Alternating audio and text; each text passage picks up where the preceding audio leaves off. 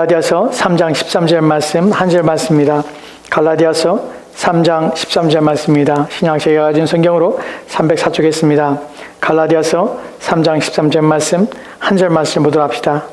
갈라디아서 3장 13절입니다. 우리 찾으신 줄 알고 우리 함께 한 목소리로 함께 읽읍시다. 함께 봉독하겠습니다. 갈라디아서 3장 13절 말씀 우리 함께 읽겠습니다. 같이 읽읍시다. 시작. 그리스도께서 우리를 위하여 저주를 받은 바 되사 율법의 저주에서 우리를 속량하셨으니 기록된 바 나무에 달린 자마다 저주 아래에 있는 자라 하였습니다. 아멘. 백성들아 시시로 그를 의지하고 그의 앞에 마음을 토하라. 하나님은 우리의 피난처시로다. 하나님이 한두 번 하신 말씀을 내가 들었나니 권능은 하나님께 속하였다 하셨도다. 주여 인자함은 주께 속하였으니 주께서 각 사람이 행한 대로 갚으심이니이다. 아멘. 아멘. 이 시간 우리에게 주신 말씀을 위해서 함께 기도하도록 합시다. 하나님, 우리가 시시때때로 하나님을 의지합니다. 우리의 마음과 생각이 시시때때로 하나님을 찾습니다. 우리의 영혼이 상하여 하나님의 음성을 듣기를 원하며 우리의 영혼이 병들어 고침받기 원하여 주를 찾습니다. 주의 말씀은 우리의 영혼을 회복하며 주의 말씀은 우리로 하여금 생기 있게 하며 주의 말씀은 우리의 눈을 밝히며 우리의 마음을 열어 또한 생명을 얻게 하심을 알게 도와주옵시고 그래 우리의 마음에 간절히 주님을 찾으며 구하게 도와주옵소서. 오늘 우리 가운데 주신 이 말씀이 우리의 영혼을 살게 하며 깊은 위로가 되며 또 지금 이 시대를 살아가는 자들 가운데 주의 말씀으로 힘을 얻고 또한 담대하며 더욱더 주님을 신뢰하여 우리의 인생이 힘을 얻어 살도록 주여 도와주시옵소서. 주께서 우리 인생을 강하게 하시고 힘있게 하사 주를 위해 살게 하시며 주께서 우리를 불러내시며 구원하신 목적과 그 뜻을 이루는 우리의 삶 되게 도와주옵소서. 그래야 하나님을 기쁘시게 하는 삶 되게 소망하며 감사를 드리며 예수님 이름으로 기도합니다. 아멘. 아멘. 오늘 우리가 살펴볼 하나님 말씀은 갈라디아 3장 13절 말씀입니다. 이 말씀 속에 우리는 무엇을 생각해보고 무엇을 깨닫기 원하냐면 오늘 우리가 사도신경에서 고백하고 있는 가장 중요한 내용인 한 부분을 우리가 살펴보려고 합니다. 오늘 우리는 사도신경의 어떤 부분을 살펴보려고 하냐면 십자가에 못 박혀 죽으시고 라는 내용에 담고 있는 의미를 살펴보려고 합니다. 이 내용은 저에게 있어서나 또한 이 사실에 대하여 십자가에 못 박혀 죽으시고라는 내용이 담고 있는 것이 무엇인지를 아는 자들에게 있어서 큰 위로가 되는 것입니다. 사실 저에게 있어서는 십자가에 못 박혀 죽으시고라는 내용이 담고 있는 것이 복음의 핵심이고 또한 이것으로 말미암아 얼마나 많은 위로와 또한 이것으로 말미암아 얼마나 많은 힘을 얻는지를 제 자신이 또 고백할 수밖에 없습니다. 사실은 이 부분은 복음에 있어서 진수라고 할 수 있고 복음에 있어서 정수라고 할 수 있습니다. 가장 중요한 핵심 부분이라고 할 수 있습니다. 복음에는 여러 가지 내용이 담고 있지만 그리스도 바로 하나님의 아들에 대한 내용이 담겨져 있어서 많은 내용이 담겨져 있습니다. 하지만 그 중에 가장 중요한 엑기스가 있다면 가장 중요한 부분이 있다면 꼭 알아야 될 부분이 있다면 그리고 그 모든 것을 담아내는 큰 항아리가 있다면 바로 그것이 십자가에 못 박혀 죽으시고 라는 이 구절이 아닌가 라는 생각을 하게 됩니다. 왜냐하면 이것에는 하나님이 우리를 사랑하시는 것에 대하여 정말 그분이 나를 사랑하시는가? 라는 것에 대한 그 핵심 내용이 이 안에 담겨져 있고 정말 나는 하나님의 사랑은 변하지 않을까? 라는 것을 무엇으로 보장받을 수 있을까? 라는 질문에 대한 답이 이 안에 담겨져 있고요. 또한 그리스도께서 나를 위해 행하신 것이 구체적으로 무엇인가? 정말 그분이 나를 위해 죽으신 내용이 무엇인가? 하는 것들이 이 안에 담겨져 있고요. 또한 이것이 나의 소망이 무엇인가? 하는 것이 내 소망은 참된 것인가? 하는 질문에 대한 답 또한 이 안에 담겨져 있습니다. 그래야 이 본문은 이 고백은 참으로 진실하고 또한 참으로 거룩하며 또한 참으로 복되며 참으로 위로가 됩니다. 오늘 우리는 사도신경을 살펴볼 때마다 이런 말씀을 제가 여러분에 드리고 있습니다. 사도신경은 고난의 때에, 역경의 때에, 어려움의 때에 참된 위로가 됩니다. 이 고백을 할 때마다 우리는 그 고백에 담겨진 의미와 내용을 묵상할 때마다 우리에게는 힘이 되고 또한 우리에게는 또한 마음을 강하게 되며 또한 하나님에 더 의지하게 되고 신뢰하게 될 뿐만 아니라 우리 인생을 살게 하고 우리에게 생명력을 줍니다. 그래서 활기 있게 하고 활력 있게 하며 또한 우리로 하여금 생생한 삶의 현장에서 우리로 하여금 그 모든 삶의 현장을 즐거움과 기쁨 가운데 감사함으로 살아가게 만들어 줍니다. 그것이 사도신경이에요. 그 가운데 오늘 본문은 더욱더 우리 가운데 빛을 발하고 있습니다. 이 십자가에 못 박혀 죽으시고라는 말씀에서 담겨져 있는 그 찬란한 빛과 찬란한 영광스러움, 그 아름다움, 그 큰 위로, 그 큰 복을 이제 살펴보도록 합시다. 사도신경의 십자가에 못 박혀 죽으시라는 것을 우리는 두 가지를 살펴보겠습니다. 두 부분으로 저는 따로 나누어서 말씀을 드리려 합니다. 사실 이 부분은 여러분에게 성경에 있는 내용들을 수만 가지 내용들을 계속해서 살펴볼 수 있지만 오늘은 이 짧은 시간에 우리는 크게 두 덩어리로 나누어서 살펴보려고 합니다. 첫 번째 덩어리의 내용은 원인입니다.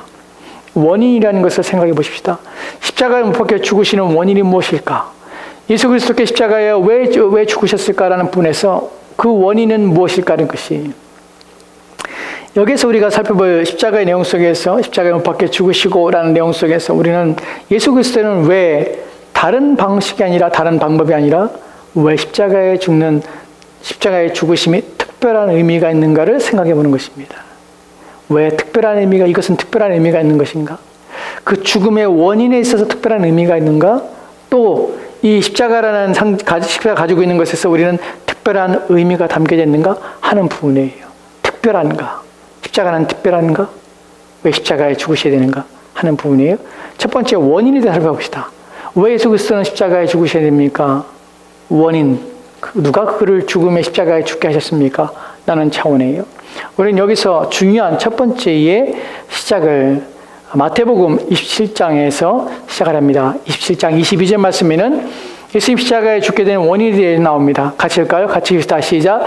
빌라도가 이르되 그러면 그리스도라 하는 예수를 내가 어떻게 하랴? 그들이 다 이르되 십자가에 못 박혀야 하겠나이다. 아멘. 이 구절에서 빌라도는 선택권을 백성들에게 줍니다.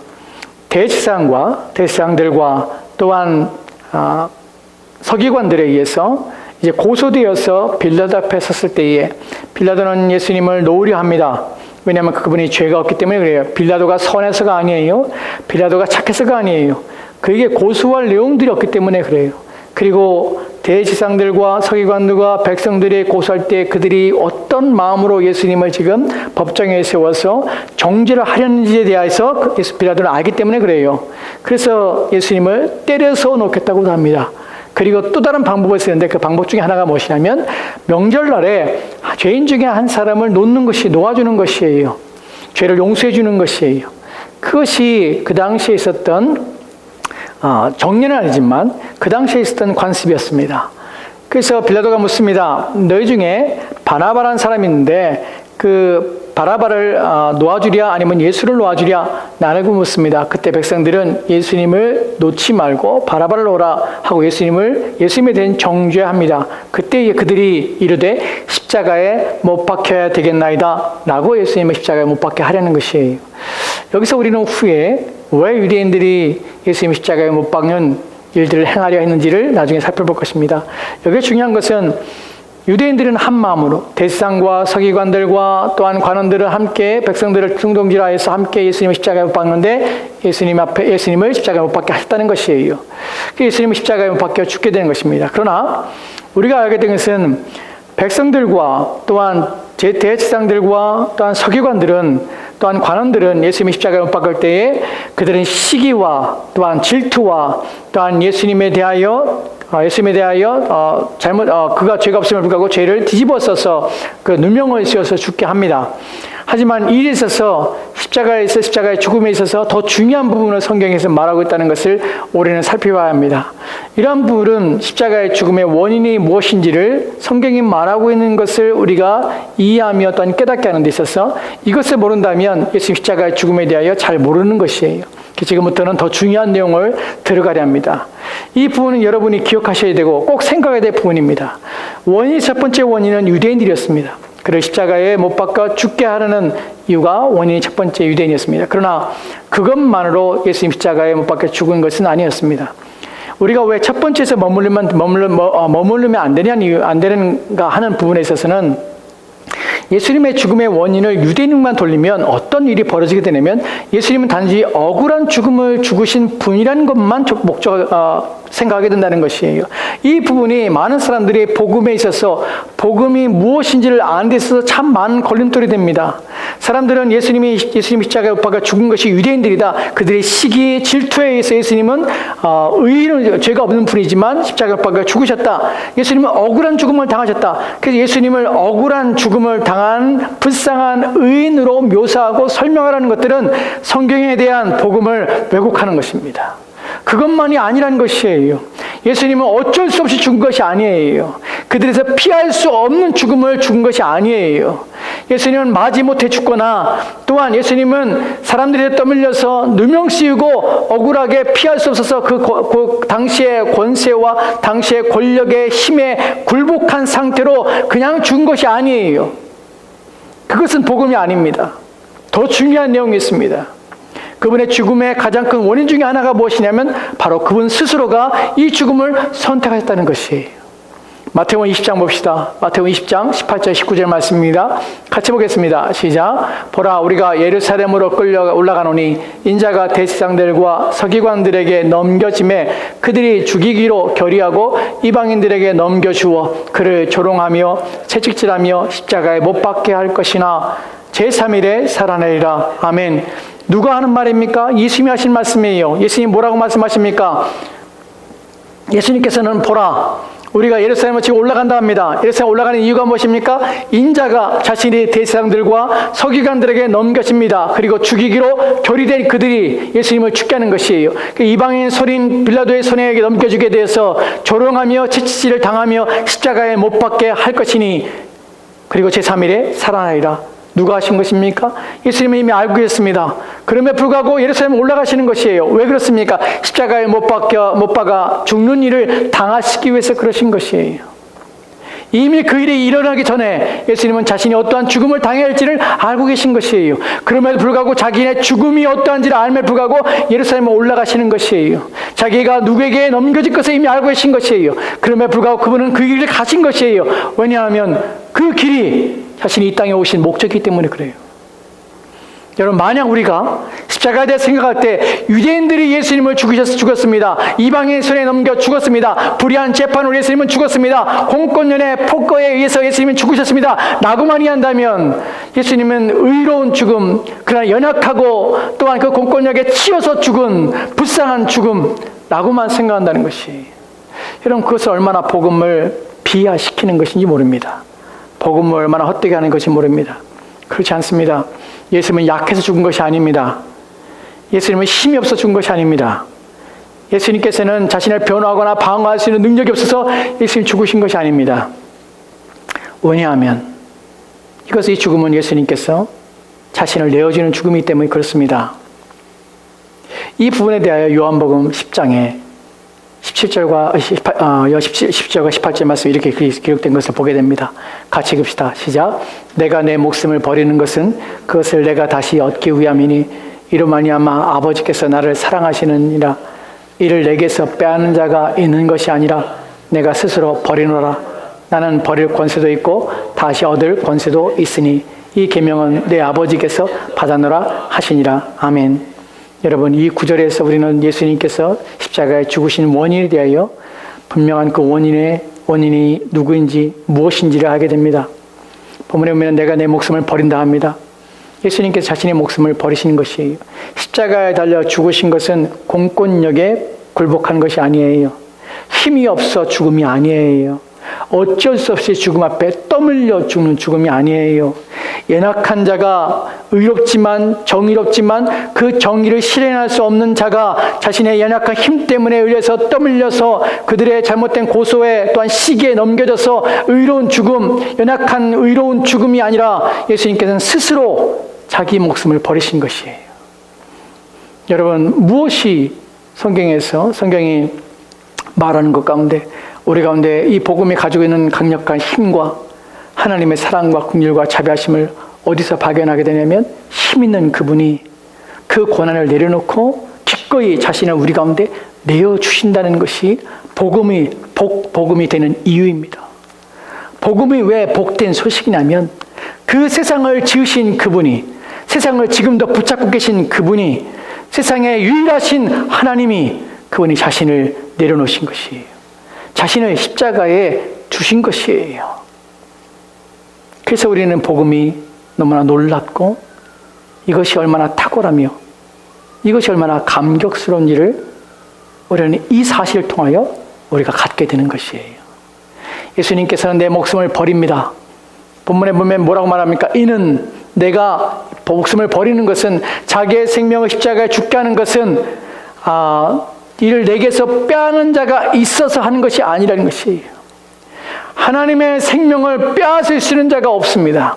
그의 생명을 취하거나 그의 생명을 없이 할 수 있는 자가 없다는 것이, 아무리 세상 권력이라도, 또한 이 세상 권력이 아니라 공중의 권세 잡은 자를 잘지라도 하나님의 생명을 취하여 그의 생명을 없이 할 수 있는 자가 아무도 없다는 사실이에요. 하나님께 만약 그리스도께서 자기의 생명을 보존하시고 자기의 목숨을 자기가 지키기를 원하셨다면 누구도 예수님의 생명을 앗아가거나 취할 수 있는 자가 아무도 없었습니다. 여기서 우리가 알게 되는 것은, 예수 십자가에 달려 죽으신 것은 사단이 그를 예수님의 십자가에 죽게 하신 것이 아니란 사실이에요. 예수님의 생명을 사단이 빼앗은 것이 아니란 사실이에요. 그 과정 속에서 우리는 사단이 유다 속에 들어가서 역사했던 것을 압니다. 백성들을 충동하였던 것이 사단인 줄 압니다. 그를 고소하고 그를 십자가에 달려 죽기까지 모든 공작을 하며 모든 뒤에서의 배경을 만들고 그 모든 사건을 일으킨 자가 사단임을 압니다. 하지만 예수님께서 만약 자신의 생명을 버리시기로 작정하지 않았다면, 예수님께서 자신의 생명을 내려놓지 않으셨다면 결코 누구도 예수님의 생명을 취할 수가 없다는 것이에요. 본문에 보면 이렇게 말합니다. 내가 스스로 버리노라. 예수님이 자신을 내어주신 것이에요. 그래서 버릴 곳에도 있고 다시 얻을 곳에도 있으니 이 계명은 내 아버지께서 받았느니라 하시니라. 예수님께서는 자신의 생명을 본문에 보면 버린다고 표현합니다. 여러분, 버린다는 것은 우리가 던져버린다는 의미가 아니에요. 내려놓다는 의미예요. 자기의 권한을 내려놓으신 것이에요. 하나님이 하나님의 권한을 내려놓으시고 그리고 자신의 생명을 내려놓으시고 내어주신 것이에요. 여기서 우리는 예수 그리스도의 자발적인 헌신과 충성을 봅니다. 여러분, 왜 은혜라는 말의 정의가 강한 자가 약한 자를 향하여 베푸는, 또한 향하여 갖는 자발적인 충성이라는 표현이, 왜 은혜라는 표현이 그런 정의를 갖게 되냐면 바로 이것이 은혜이기 때문에 그래요. 은혜는 뭐냐면 강한 자가 약한 자에게 아무런 의미가 없고 아무런 채무가 없는데도 불구하고 자발적으로 그에게 헌신하며 그에게 충성하는 것이에요. 왜 우리는 하나님의 은혜를 받았습니다. 내가 구원받은 것은 하나님의 은혜입니다. 나를 건져주시고 나를 죄를 사하주신 것은 하나님의 은혜입니다. 나는 표현을 쓰냐면 바로 이 복음의 핵심 가운데 그리스도께서 자발적으로 우리에게 헌신하시고 충성을 다하셨기 때문에 그래요.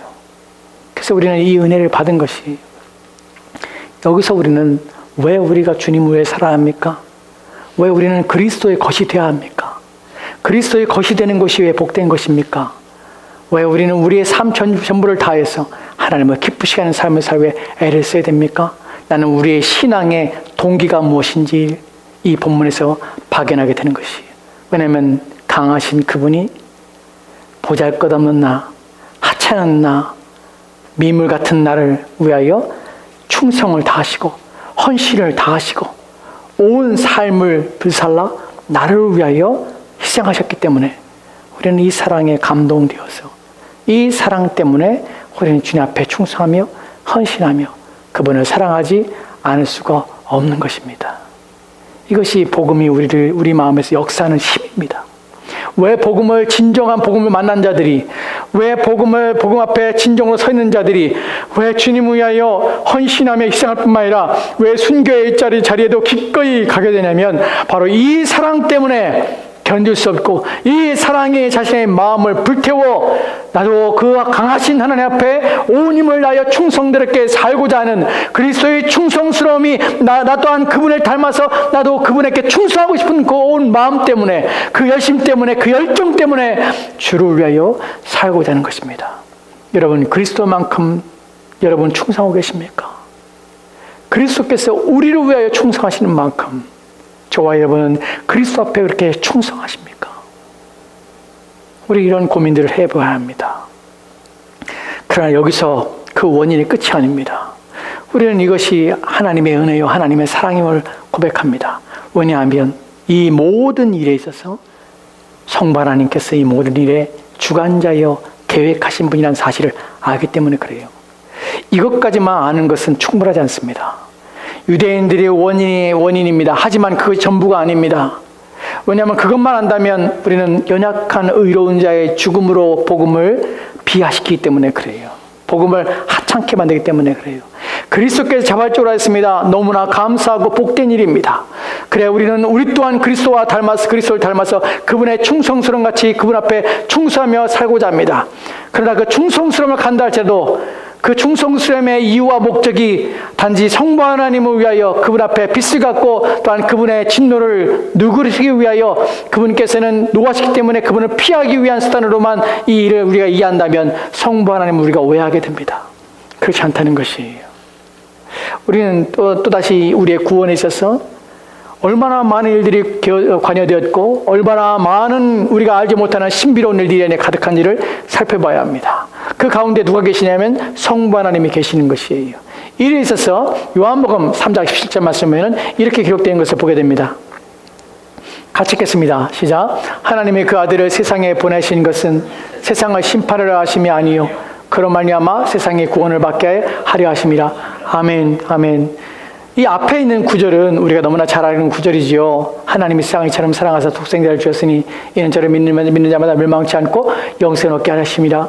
그 다음에 나오는 것이 하나님이 그 아들을 세상에 보내신 것을 표현했습니다. 여러분, 누가 세상에 아들을 보냈습니까? 하나님이 보냈습니다.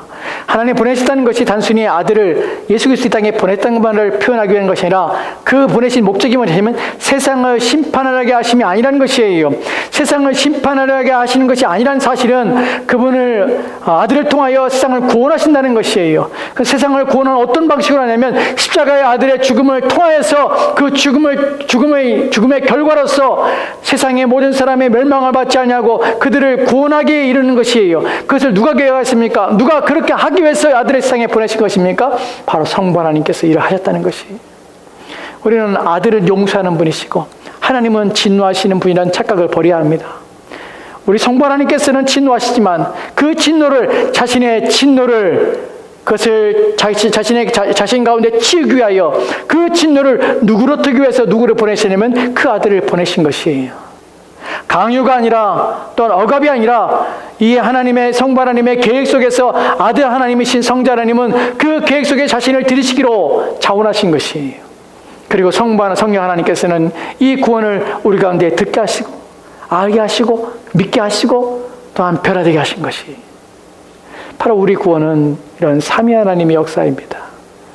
그래서 우리는 구원을 생각할 때마다 십자가에 못 박혀 죽으시고 나는 구절을 고백할 때마다 성자 하나님의 충성과 성부 하나님의 사랑을 우리는 뼈저리 느끼게 되는 것이 이 고백 속에 이것이 담겨져 있는 것이 왜 이것이 위로가 됩니까?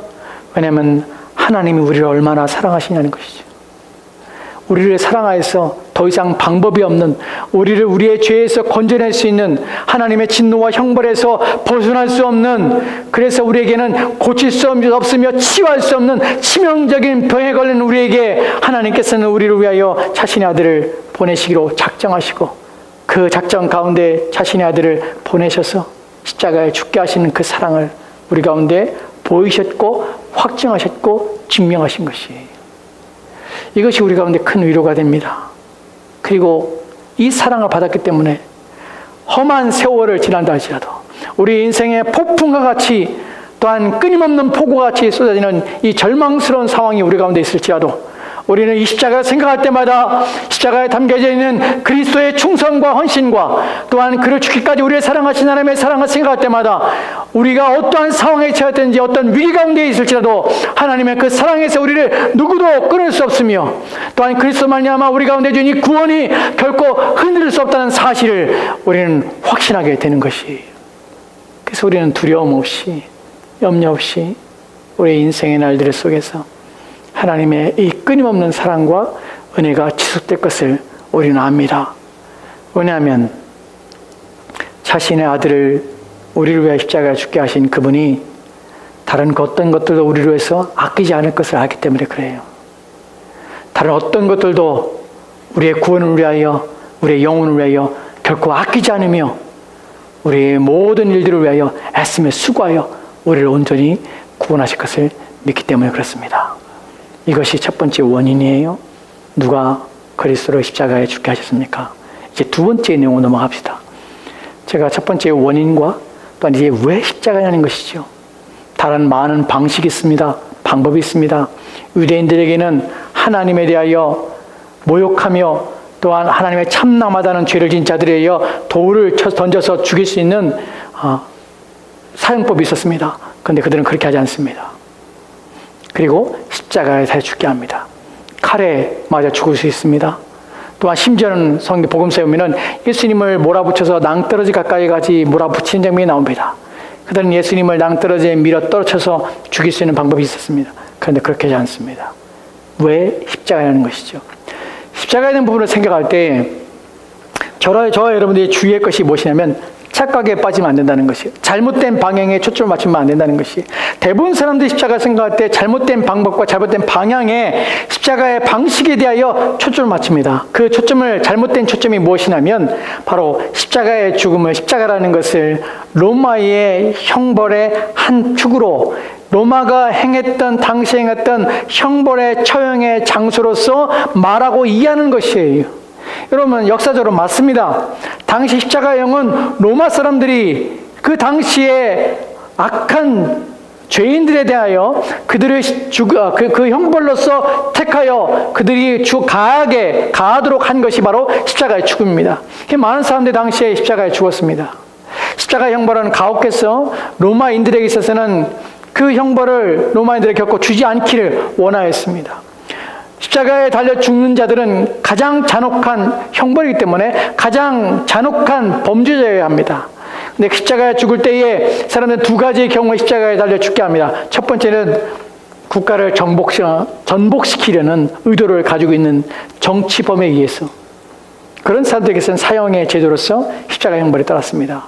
또한 아주 최악의 아주 악랄한 범죄자에게 이 십자가의 큰 고통의 형벌을 가게 됐다는 것이, 우리 십자가 생각할 때 로마의 형틀과 로마의 형법으로 생각하면 예수님께서는 그렇게 고통을 당하셨고 죽었다. 예수님께서는 극악무도한 형벌과 또한 죄인들이 달려야 될 그곳에서 달려 죽었다. 예수님은 죄인으로 취급당하였다. 라는 것으로 가신다는 것이에요. 여러분 그렇지 않아요. 십자가에서 우리가 바라볼 때에 왜 십자가인가를 생각할 때 우리 눈에 써야 될 것은 로마인의 형틀로서 십자가가 아니라 유대인의 눈으로 본, 유대인이 가지고 있는 십자가라는 것이 가리키는 그 형벌의 장소로서의 의미가 무엇인지를 살펴봐야 되는 것이에요. 그럼 유대인들에게 있어서 십자가는 어떤 의미입니까? 하는 부분이죠. 유대인들이 위해서 십자가는 어떤 의미인가? 라고 살펴볼 때에 하이데베르 교류문답에서 예수님이 십자가에 죽으신 왜 십자가인가? 거기는 어떤 특별한 의미가 있는가? 방법적인 의미가 있는가? 라는 부분에서 이렇게 가리키는 것을 보게 됩니다. 같이 봅시다. 시작. 십자가에 달린 자는 하나님께 저주를 받은 자이므로 그가 십자가에 달리심은 내게 임한 저주를 대신 받은 것이라고 나는 확신하게 됩니다. 아멘. 여기 보면 십자가에 달린 자는 하나님께 저주를 받은 자입니다. 그래서 그가 십자가에 달리심은 내게 임한 저주를 대신 받은 것입니다. 왜 십자가에 십자가에 못 박혀 죽으시는 것이 왜 내게 위로가 됩니까? 하나님의 사랑, 그리스도의 헌신, 충성, 예, 맞습니다. 하지만 여기에 더하여 내 자신을 돌아볼 때 이것은 나의 저주가 십자가에서 끊어졌기 때문에 그래요. 이것이 얼마나 큰 놀라운 복인지 모릅니다. 십자가는 하나님의 저주를 양소입니다. 신명기 21장 23절 말씀 보도록 합시다. 같이 읽겠습니다. 시작. 그 시체를 나무에 밤새도록 두지 말고 그 날에 장사하여 내 하나님 여호와께서 내게 기업으로 주시는 땅을 더럽히지 말라. 나무에 달린 자는 하나님께 저주를 받았습니다. 아멘. 누군가 죽게 돼서 나무에 달리게 되면 여기서 나무라는 의미가 신약성경에서도 십자가라는 것은 나무로서의 기둥으로서의 의미를 가지고 있습니다. 즉 나무에 달린 자는 십자가에 달렸다는 의미와 상관한 것이에요. 같은 것이에요. 왜냐하면 성경에서 십자가로 표현할 때에 우리가 이 후에 볼 본문에서 말할 때에 십자가라는 표현이 나무 기둥을 의미하기 때문에 그래요. 나무에 사람을 달려 죽게 합니다. 근데 밤새도 두지 말라고 그래요. 왜 그렇습니까? 왜냐하면 만약 그렇게 하면 하나님 주시는 땅을 더럽히기 때문에 그래요. 왜 하나님의 땅을 밤새도록 두면 하나님의 땅에 더러워집니까? 그 땅에 하나님이 계시기 때문이지만 왜 그러냐면 그 나무에 달린 자는 하나님께 저주받은 거기 때문에 그 저주가 밤새도록 있어서 하나님이 계신 곳에 하나님 불결하게 여기는 것이 거기에 남아있지 않게 하는 것이에요. 즉 십자가에 죽는다는 것은 하나님께 저주를 받음이에요. 유대인들이 예수님을 십자가에 달려 죽게 한 이유가 무엇이냐면 다른 형벌이 아니라 다른 방식이 아니라 그곳에 달려 죽어야 되는 이유가 무엇이면 하나님께 저주받은 자가 하나님을 대변해서 말할 수 없기 때문에 그가 전하는 것, 그가 가르치는 모든 것이 하나님으로부터 나온 것이 아니라는 사실을 그들은 나타내고 증명하고 싶었던 것이에요. 왜냐하면 하나님이 십자가에 달린 자는 저주기 때문에 그래요. 이 부분에 대하여 갈라디아서 3장 13절 말씀은 이렇게 기록했습니다. 같이 읽읍시다. 시작. 그리스도께서 우리를 위하여 저주를 받은 바 되사 율법의 저주에서 우리를 속량하셨으니 기록된 바 나무에 달린 자마다 저주 아래에 있는 자라 하였습니다. 아멘. 본문에 보면 그리스도께서 우리를 위하여 저주를 받았다 합니다. 근데 이 저주를 어떻게 받았나? 기록된 바 나무에 달린 자마다 저주 아래 있는 것이라. 신명기 21장 23절 말씀에서 나무에 달린 자는 나무에 달려 죽는 자는 어떤 자냐면 하나님이 저주받은 자예요. 그 구절에 대하여 바울은 갈라디아 3장 14절 말씀에서 나무에 달린 자마다 저주 아래 있는 자이기 때문에 예수님께 십자가에 달려 죽은 것은 바로 하나님께 저주받은 자로서 그 모든 저주를 담당하셨다는 것이에요. 왜 담당하셨습니까? 그것은 바로 그리스도께서 담당하신 그 저주가 누구의 저주냐면 바로 저와 여러분의 저주였다는 것이에요. 그래서 그리스도가 받은 저주는 나무에 달린 것은 바로 저와 여러분이 있어야 될 그 저주를 대신 받아 십자가에 달려 죽으셨다는 것이 우리의 저주를 속량하기 위한 것이라는 사실이에요. 이 부분이 십자가에 달린 중요한 부분입니다. 십자가에 못 박혀 죽으시고 나는 말씀은 거기서 우리는 이 고백을 합니다. 그것은 나는 저주받은 자는 사실을 아는 것이 나는 저주 아래 있는 자입니다. 여러분 사람이 사람을 저주하는 것은 무섭지 않습니다. 근데 강한 자가 힘 있는 자가 약한 자를 저주하는 것은 두려움을 느끼게 합니다. 근데 하나님이 피조물인 우리를 저주한다는 것은 감당할 수가 없는 것이에요. 하나님의 진노를 감히 그 앞에 서서 그것을 받아낼 사람이 없습니다. 근데 그 저주를 누가? 그리스도께서 받아내신 것이에요. 그분이 그 저주를 담당하신 것이. 이제 우리 하나 더 말씀 보도록 합시다. 골로새서 2장 14절 말씀입니다. 우리의 저주가 무엇 때문에 우리는 저주받은 자인가 하는 부분이죠. 누가 우리를 저주하는가 하는 부분이에요. 같이 읽읍시다. 시작. 우리를 거스리고 불리하게 하는 법조문으로 쓴 증서를 지우시고 제하여 버리사 십자가에 못 박으시고. 아멘. 우리를 거스리고 불리하게 하는 법조문으로 쓴 증서를 지우시고 라는 표현이 우리에게 있어서는 우리를 거스리는 것이 있습니다. 우리를 불리하게 하는 것이 있어요. 거스린다는 것은 우리를 대적하는 것이에요. 우리를 계속해서 공격하며 우리를 대적합니다. 그리고 불리하게 합니다. 이 불리하게 하는 표현이 한글 번역이 저는 좋다고 생각합니다. 왜냐하면 이건 우리에게 유리한 것이 아니에요. 우리에게 이익이 되는 것이 아니에요. 우리가 법정에 있을 때 이것은 우리를 불리하게 하는 것이에요. 우리는 정죄를 받을 수밖에 없고 우리가 죄 있다고 입증될 수밖에 없어요. 그것이 뭐냐면 법조문으로 쓴 증서를 지우시고 이것을 한마디로 좁게 표현하면 율법입니다. 우리 모두가 율법의 저주 아래 놓여 있는 것이에요. 하나님의 법에 우리는 지키지 못하며 하나님의 법에 순종하지 아니하며 그 법을 따를 수 없는 상태에 놓여 있는 것이 바로 저와 여러분이고 그 지키지 못함과 따르지 못함에서 얻어지는 것이 그 결과로서 우리 가운데 놓여지게 된 상태가 무엇이냐면 바로 그 율법이 우리를 고소하는 것이에요. 그 율법이 우리의 고소자가 되는 것이에요. 본문에 보면 쓴 증서라는 표현이 무엇이냐면 채무예요. 채무. 우리 하나님 앞에 채무를 가지고 있는 것이에요. 하나님의 법을 지키지 않았기 때문에 그 법이 우리에게는 고소장이 되어서 그 법 앞에 서게 되는 것이에요. 너는 이렇게 하나님 말씀을 지키지 않았고 하나님 법에 순종하지 않았기 때문에 너는 이 법에 어기며 이 법을 순종하지 않은 자가 받아야 될 형벌이 마땅히 네가 져야 될 채무라는 것이에요. 그 채무 증서가 우리가 놓여 있는 것이에요. 여러분, 빚을 얻게 되면 사람들이 빚 때문에 고민하게 됩니다. 빚이 있으면 빚 때문에 밤잠도 자지 못하고요. 그 빚을 갚기 전까지는 빚에 얽매이게 되는 것이에요. 얽매여서 빚에 이끌려서 질질질 끌려다닐 수밖에 없습니다. 빚진 자는 자유할 수가 없습니다. 그런데 하나님께 빚을 졌고 하나님 법 때문에 고소를 당해서 그 증서가 날마다 우리 앞에 있어서 이것을 어떻게 하지 못하는 것이에요. 이것은 끊임없이 우리를 거스리고 우리를 대적합니다. 끊임없이 우리로 하여금 약하게 하며 또한 우리로 하여금 하나님 앞에 온전히 서지 못하게 합니다. 그래서 하나님의 진노와 심판을 피할 수 없는 상태에 놓이게 하는 것이. 이 증서를 어떻게 했습니까? 이 채무를 어느 날 주인이 와서 갚을 수 없는 채무를, 또한 우리가 어떻게 할 수 없는 채무를, 우리 인생 전체를 다 한다 할지라도 이 채무에서 벗어날 수 없는 이 올가미와 같은 이 채무를 어느 날 내가 전혀 알지 못하는 그분이 오셔서 그것을 지우시고 지하해 버리시고 십자가에 못 박아 버리신 것이에요. 이것이 얼마나 놀라운 은혜인지 모릅니다. 우리 마태복음 18장에서 예수님께서 드시는 한 비유를 합니다. 그 비유에는 1만 데나리온, 1만 달란트를 빚진 종에 대한 비유가 나와요. 왕 앞에 섰을 때 그 사람이 1만 달란트를 빚었어요. 여러분, 1만 달란트는 현재의 가격으로 우리가 상상할 수 없는 금액이에요. 그 비유에 있어서 당시에 있어서 가장 비싼 노예가 1달란트로 했다고 그래요. 가장 비싼 노예가 1달란트예요.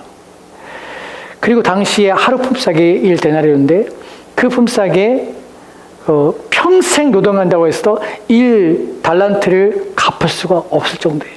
근데 1만 달란트를 빚었다는 것이에요.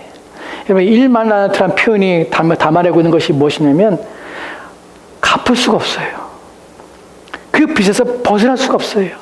이 사람에게는 어떤 희망도 없어요. 소망도 없어요. 아무것도 없는 것이에요. 가장 비참한 상태에 놓여 있는 것이에요. 근데 임금이 그를 부릅니다. 불러서 네가 나에게 진 1만 달란트를 내가 없애주겠다고 해요. 그래서 더 이상 너에게 채무를 묻지 않다고 해요. 그게 성경에서 용서라는 표현이에요. 용서. 하나님이 우리를 용서할 때에 그 용서는 우리가 갚을 수 있는 수준의 것이 뛰어넘어서 우리는 평생 동안 그것에 얽매여서 노예처럼 살아야 되는 상태가 바로 저와 여러분이 놓여 있는 상태예요. 그것이 바로 저주예요. 그 율법의 저주에서 어느 날 갑자기 우리에게 한 소식이 들리는 것이에요. 그 소식이 뭐냐면 하나님 아들이 이 땅에 오셨다는 소식이에요. 그분이 내가 갚을 수 없는 그 증서를, 그 저주에서 나를 풀게 하셨다는 것이에요. 어느 날 갑자기 그 소식을 통하여 믿기만 하면, 그가 나를 위해 죽었다는 사실을 우리가 믿기만 하면 그 모든 죄에서, 그 모든 증서를 제하시고 또한 그 모든 증서에서 우리를 지워주시고 그 모든 증서에서 우리를 자유케 하신다는 것이에요. 그것이 바로 복음입니다.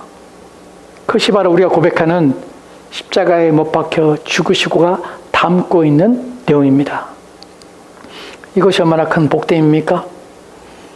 내가 해야 될 일을, 내가 해도 안 되는 일들을 그리스도께서 나를 위해 행하신 말미암아 내가 그것에 벗어나고 이제 내가 하나님께 나아가며 하나님의 또 자녀가 되며 하나님의 복을 받을 수 있는 자리에 이르게 하였다는 사실이 우리 가운데 얼마나 큰 위로가 되는지 모릅니다. 여러분, 사도신경에 십자가에 못 박혀 죽으시라는 것은 바로 이런 우리의 저주에 관한 내용들을 밝히 드러내는 것입니다.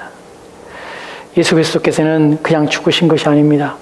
단순히 로마인의 형벌에 죽었다는 것이 끝이 아닙니다. 그 로마의 형틀에 죽으셨지만 바로 그것은 하나님의 저주 가운데 저주를 친히 받으셔서 나의 저주를 그분이 대신 받으신 것이에요. 십자가는 그래서 이렇게 말할 수 있습니다.